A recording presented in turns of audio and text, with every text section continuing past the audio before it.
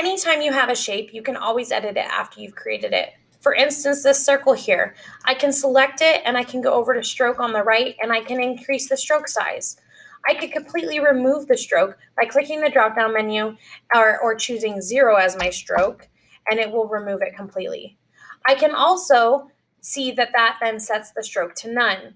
None is an option when you select these. It's the first one in the top left of the swatches, or if you're over here, it's on the bottom. And that just means that there's no color applied to the stroke. And when I click off of it, it no longer has a black stroke to it. I could also adjust the color if I wanted to by selecting it and choosing a new fill color at any time. And so you can always come in here and readjust sizing and everything like that for any shape, even after it's created. What's really cool about shapes, though, is that the computer creates paths whenever you create this. So if you zoom in again, it's never going to pixelate. It's always going to be able to be a vector path.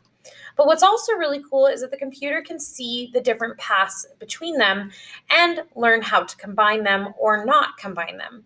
And that's using something called the Shape Builder tool. This is a really cool tool to be able to combine multiple shapes together or remove pieces you don't want. The first part of the Shape Builder tool is to draw the shapes that you want. I've got the shapes here. You could even be talking about the shape pieces that you don't want. But in this case, we want to get rid of the middle, where the square and the circle overlap.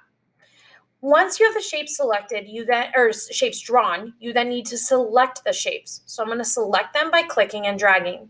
You'll see where they overlap, seeing the paths of the circle on top of the square and the square behind the circle. With both shapes selected, I'm then going to go over to my toolbar over here on the left, and I'm going to find my Shape Builder tool. I suggest you pause the video here and find the Shape Builder tool on your own so that you can learn to explore the program and also that you can hover over any of these options and see the names. The Shape Builder tool is just below the eraser, and it looks like two circles with an arrow being drawn through them. When you select that, you'll see that when you hover over any piece of the shape, it turns into hash marks so that you can know what shape piece you're working on.